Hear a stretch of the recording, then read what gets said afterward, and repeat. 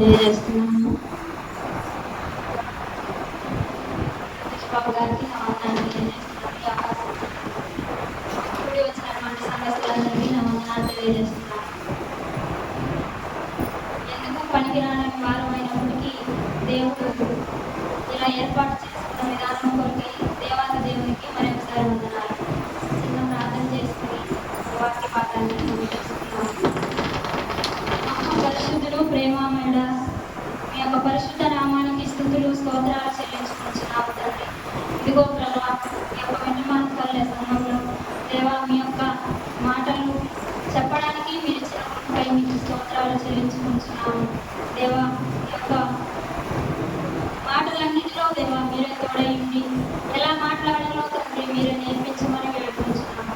వచ్చిన వారందరితో కూడా ప్రభువా మీరే మాట్లాడి దేవ మాకు తోడై ఉండి సహాయము దేవ మీరే అనుగ్రహించమని వేడుకుంటూ యేసు నామములో అడుగుతున్నాము తండ్రి.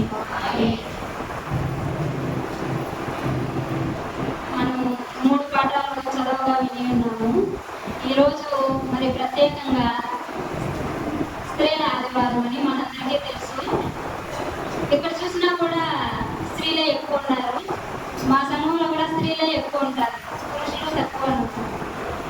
అట్లా మనమైతే ప్రార్థన చేసి వారిని కూడా మన సంఘంలోనికి ఆహ్వానించాలి.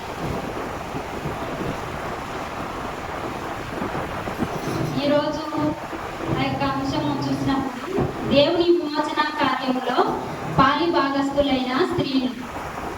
ఈ రోజుల్లో చూసినప్పుడు మన ప్రపంచ పరిస్థితులు అంతటా స్త్రీలే ఎక్కువ మొత్తంగా అధికంగా పై స్థాయిలోనే ఉన్నారు. పురుషుల కంటే మేమేం తక్కువ కాదు అని చేసి చూపిస్తున్నారనమాట.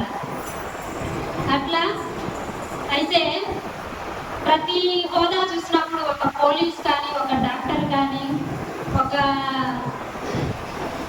ప్రైమ్ మినిస్టర్ కానీ, ద్రౌపది ముర్ము గారు ఆమె కూడా స్త్రీయే కాబట్టి ఆర్థిక శాఖ మంత్రిగా ఆమె కూడా స్త్రీయే కాబట్టి ఎన్నో ఉన్నతమైన పదవులను వారు అధిరోహించి మనకైతే మాదిరికరంగా నిలబడి ఉన్నారు. మనం కూడా వారిని ఆదర్శంగా తీసుకొని మనము అటువంటి పరిస్థితుల్లోనికి వెళ్ళాలని ఈరోజు దేవుని వాక్యం అయితే సెలవిస్తూ ఉన్నది. ఇది మనందరికీ హర్షించదగ్గ విషయం. ఎందుకంటే మనలాంటి స్త్రీలే వాళ్ళు కూడా. వారైతే అంత గొప్ప స్థాయిలో ఉన్నారు, మేము కూడా అలా ఉండాలి అని మనము ఆశించాలన్నమాట. క్రైస్తవ మహిళలపై దేవుడు ఎన్నో బాధ్యతలు పెట్టారన్నమాట. ఒక గృహం విషయం చూసుకుంటే నిద్ర లేచినప్పటి నుంచి అన్ని పనులు చేసుకోవాలి. అన్ని పనులు చేసుకొని మళ్ళా జాబ్కి వెళ్ళేవారు ఉన్నారు. ఇంటి దగ్గరే ఉండి పని చేసుకునే వాళ్ళు ఉన్నారు, ఏదో ఒక పని ఖాళీగా ఉన్నారు. కానీ అనేవాళ్ళు మాత్రం ఇంటి దగ్గర ఉందిలే ఖాళీగా అంటారు. ఇంటి దగ్గర ఉండే వాళ్ళు కూడా ఎంతో పని ఉంటుంది. అట్లా ప్రభు విషయంలో అయితే మనం చూసినప్పుడు మన పిల్లలకి అన్ని సిద్ధం చేయాలి, ఇంట్లోకి అన్ని సిద్ధం చేసుకోవాలి, మన పనులకు మనం వెళ్ళాలి. సంఘంలో చూసినప్పుడు సంఘంలో కూడా ఎన్నో బాధ్యతలు నిర్వహిస్తున్నారు ఇప్పట్లో స్త్రీలు. అప్పుడైతే మామూలుగా ఏదో ఒక మూల కూర్చొని వెళ్ళిపోయామా అన్నటువంటి పరిస్థితి అప్పుడు ఉండేది. కానీ ఇప్పుడు అలా లేదు. ప్రతి విషయంలో పాటలు పాడడంలోనూ, ప్రార్థన చేయడంలోనూ, వాక్యం చెప్పడంలోనూ, ప్రతి విషయంలో సంఘంలో చూసినప్పుడు మేము ముందుకు వస్తాము అన్నటువంటి పరిస్థితి కలిగి ఉన్నారు. అలాగే మనం చూసినప్పుడు బాధ్యతగా పురుషుల కంటే స్త్రీలకే ఎక్కువ బాధ్యతలు ఇంట్లో ఉంటాయి. ఒక అమ్మాయిని పెంచాలన్నా, అబ్బాయిని పెంచాలన్నా అది స్త్రీనే అంటారు. ఒకవేళ వారు సరిగ్గా పెరగకపోతే ఏం పెంచిందిరా అని తల్లినే అంటారు. అట్లా మనమైతే ప్రతి పరిస్థితిలోనూ దేవుని సహాయం కోరాలి. మన ఉదయాన్నే లేచి ప్రార్థన చేసుకోవాలి. మొదటగా ప్రార్థన చేసుకుని ఈ దినమంతటిలో నాకు తోడుగా ఉండు నాయన, తోడై ఉండి ఈ రాత్రి వరకు మీ యొక్క సహాయమును మీ యొక్క తోడును నాకును నా కుటుంబం అంతటిని దయచేయమని ప్రార్థన చేసుకుని కొన్ని వచనాలైనా వాక్యం చదువుకొని తర్వాత మన పనులను మనము మొదలు పెట్టుకోవాలి. ఎందుకంటే అలా మనం చేసినప్పుడు ఆ దినమంతటిలో దేవుని యొక్క కృప మనకైతే తోడుగా ఉంటుంది. లేదు మనకు అంత టైం లేదని మనమైతే ఒక్కోసారి అట్లాగే వెళ్ళిపోతూ ఉంటాము. అట్లా చేసుకున్నప్పుడు దేవుని కృప తోడై ఉండదని నా ఉద్దేశం కాదండి. కానీ మనం మొదటిగా లేచి మన దేవుని మనము స్తుతించాలి. మన దేవునితోనే మనం మాట్లాడాలి, ఇంకెవరితో మాట్లాడకూడదు అన్నమాట. అట్లా మనమైతే దేవుని స్తుతించాలి. బైబిల్ గ్రంథంలో స్త్రీల పరిచర్యను దేవుడు ఎంతగానో మెచ్చుకున్నారు. అట్లాంటిది ఒక వచనాన్ని మనం చూస్తున్నాము. లూకా సువార్త 2వ అధ్యాయము 36వ వచనాన్ని మనం చదువుతున్నాము. ఎవరన్నా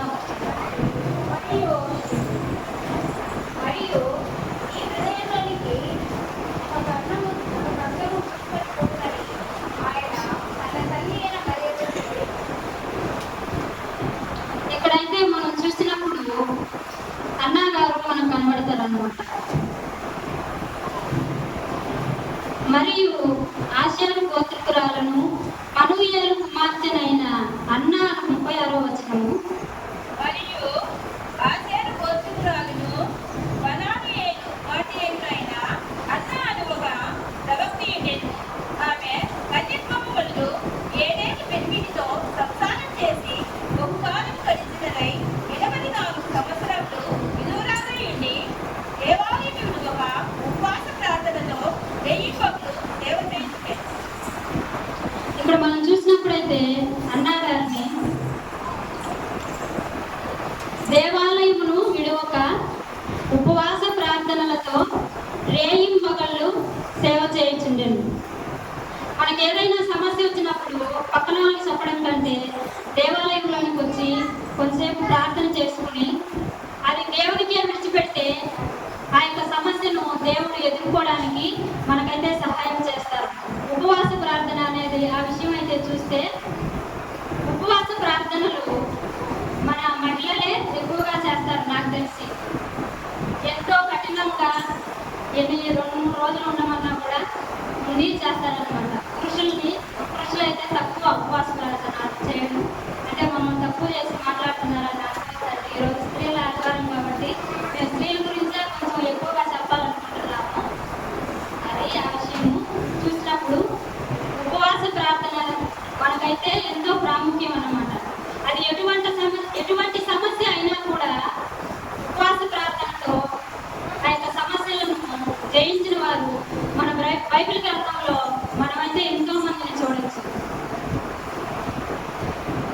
2వ రాజుల గ్రంథము 4వ అధ్యాయం 8వ వచనం ఒకసారి చదువుతున్నాము.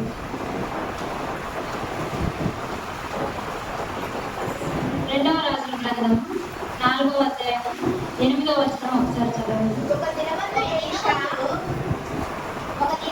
ఎలీషా షూనేము పట్టణముకు పోగా అచ్చట గనురాలైన ఒక స్త్రీ భోజనముకు రమ్మని అతని బలవంతము చేసిన కనుక అతడు ఆ మార్గంలో వచ్చినప్పుడల్లా ఆమె ఇంత భోజనము చేస్తూ వచ్చాడు.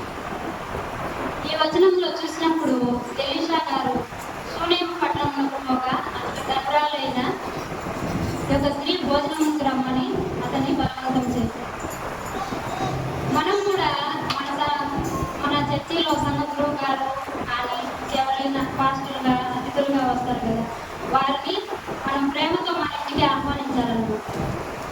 వీళ్ళైతే అంతకంటే ఎక్కువే చేస్తున్నారండి.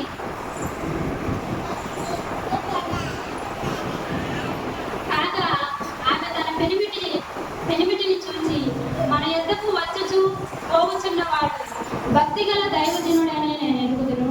కావున మనము అతనికి గోడ మీద ఒక చిన్న నది కట్టించి అందులో అతని కొరకు పీఠ దీపస్తంభము ఉంచుదును. అతడు మన యొద్దకు వచ్చినప్పుడెల్లా అందులో బస చేయనని చెప్పారు. ఊరికే వచ్చి వాళ్ళకి భోజనం పెట్టి దైవజనులకి వెళ్ళిపోవడం కాదు. వీళ్ళైతే మన పైన ఒక రూమ్ కూడా వేద్దాము దైవజనులకి. వచ్చినప్పుడల్లా ఎక్కడో దగ్గర ఉండకుండా అక్కడే ఉండి దైవజనులు విశ్రాంతి తీసుకుని వెళ్తారు అనేటువంటి పరిస్థితిని వాళ్ళైతే చూస్తున్నారు దైవజనుల ఎడల. మనం కూడా వాళ్ళు పిలుస్తారులే వీళ్ళు పిలుస్తారులే అనుకోకుండా మనకు తోచింది మనకు దైవజనులకి పెట్టాలి పిలిచి మన సంఘంలోకి వచ్చినప్పుడు ఎప్పుడైనా. అలాగే దేవుణ్ణి వెంబడించిన స్త్రీలు అని మొదటిగా మనం చూద్దాము. మనమైతే ఈ వాక్యం చదువుకుంటున్నాము. మార్కు సువార్త 15వ అధ్యాయము 41వ వచనం చదువుతున్నాము.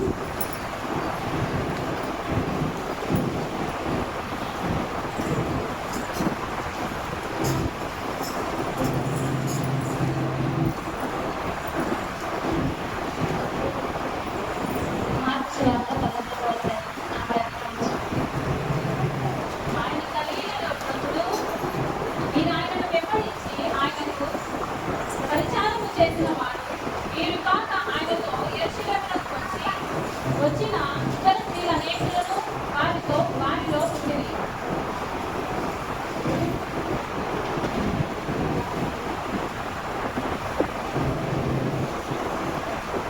మనం ముందు పై వచనం చూసినప్పుడైతే మగ్దలేన మరియలు, చిన్న యాకోబు, యోసే అను వారి తల్లి అయిన మరియలు, సలోమేయు ఉండేవి. ఇక్కడ స్త్రీలనైతే మనం చూస్తున్నాం.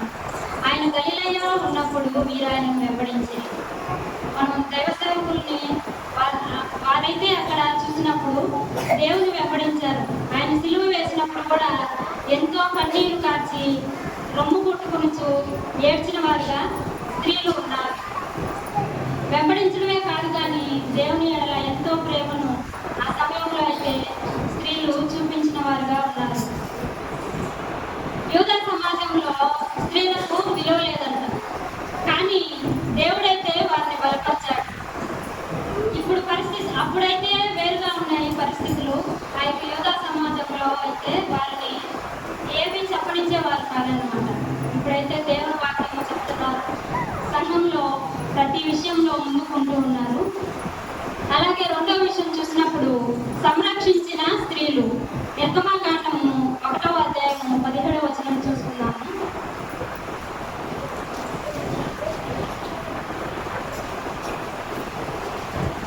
అయితే ఆ మంత్రసానులు దేవునికి భయపడి ఐగుప్తు రాజు తమ ఆజ్ఞాపించినట్టు చేయక మగ పిల్లలను బ్రతకనీయగా ఐగుప్తు రాజు ఆ మంత్రసానులను పిలిచి మీరెందుకు మగ పిల్లలను బ్రతకనిచ్చితిరి? ఈ పని ఏలా చేస్తారని అడిగాను. అందుకు ఆ మంత్రసానులు హెబ్రీ స్త్రీలు ఐగుప్తు స్త్రీల వంటి వారు కాదు, వారు చురుకైన వారు. మంత్రసాని వారి యొద్దకు వెళ్ళక మునిపే వారు ప్రశ్నించి విందురని ఫరోతో చెప్పింది. దేవుడు ఆ మంత్రసానులకు మేలు చేసి ఆ జనము విస్తరించి మిగిలి ప్రబలేదు. అయితే ఇక్కడ మనం చూసినప్పుడు మంత్రసానులు దేవునికి భయపడి రాజు ఆజ్ఞను మీరి మగపిల్లలందరినీ బ్రతికించారనమాట. అలాగే బ్రతికిన వారిలో ఒకరు మోషే గారు. ఆ మోషే గారు అయితే ఎంతో మందిని ఇశ్రాయేలు సైన్యాన్ని నడిపించిన పరిస్థితి అయితే మనందరికీ తెలుసు ఆ స్టోరీ. ఇక్కడైతే స్త్రీలు ఏం చేశారు? మగపిల్లలందరినీ బ్రతికినిచ్చారు. కానీ ఇప్పుడు ప్రస్తుత పరిస్థితిలో చూస్తున్నప్పుడు స్త్రీలని ఎవరిని ఉండించేటట్లేదు పురుషులు. మనం కలకత్తా విషయంలో చూసినప్పుడు కానీ మనకు తెలిసినవి అన్నమాట. కానీ తెలియకుండా ఎన్ని విధాలుగా ఆడపిల్లలు అయితే బాధపడుతున్నారో, అంటే వెలుగులోనికి రాని సంఘటనలు అన్నమాట. మనకైతే తెలియదు. కానీ ఆ రోజు మంత్రసానులు మగపిల్లలందరినీ బ్రతికించి ఒక మంచి జాలి హృదయాన్ని వారైతే చాటుకున్నారు. కానీ ఈరోజు పురుషులైతే అమ్మాయిల ఎడల చాలా బాధాకరంగా అటువంటి సన్నివేశాలు అయితే మనం చూస్తూ ఉన్నాము. అయితే మన చుట్టూ జరుగుతున్నటువంటి పరిస్థితులన్నిటిని బట్టి కేవలం మనం ప్రార్థన చేయగలం అంతే. అలా ప్రార్థన చేసినప్పుడు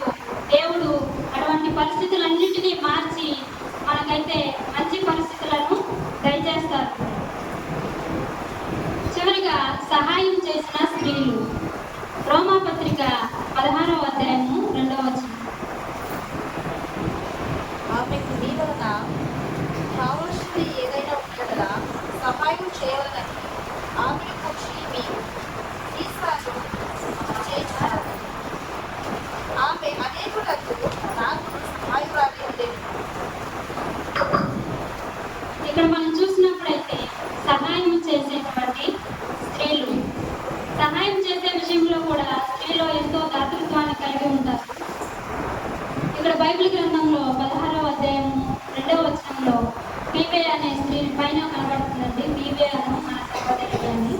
ఫీబే అంటే సహాయం చేసేవారని, సహాయం చేసేయని నాకు అర్థం వస్తుంది. ఇక్కడ ఫీబే ఎంతో మందికి సహాయం చేసినట్లు మనమైతే చూస్తున్నాము. అలా మనం కూడా అడిగిన ప్రతి ఒక్కరికి సహాయం చేసేటువంటి పరిస్థితిలో ఉండాలని ఈ దినాన దేవుడు అయితే మనకు తెలియజేస్తున్నాడు. చివరిగా ఇంకా ప్రార్థనలోనూ మనమైతే ప్రార్థనలోనూ వాక్యం చదువుటలోనూ కుటుంబాన్ని నడిపించడంలోనూ దేవుని సహాయం కొరకు ప్రార్థన చేద్దాము. ప్రతి దినము మర్చిపోకుండా ప్రతి ఒక్కరూ ఉదయాన్నే లేచి దేవునితో గడపండి. దేవుని వాక్యాన్ని చదువుకొని ఈ లోకంలోనికి వెళ్ళినప్పుడు మన కుటుంబంలో ప్రతి పరిస్థితి, ఒక వివాహం కానీ, ఒక ఇంటి విషయం కానీ, ఏ పరిస్థితి అయినప్పటికీ కూడా దేవుని సన్నిధిలోనూ మన ఇంట్లోనూ వ్యక్తిగతంగా ప్రార్థన చేస్తున్నప్పుడు దేవుడైతే మనకు సహాయం చేసి అవన్నీ తీర్చేవారిగా ఉన్నారని ఈ సమయంలో అయితే దేవుని వాక్యం సెలవిస్తూ ఉన్నది. కొద్ది మాటలు మాట్లాడడం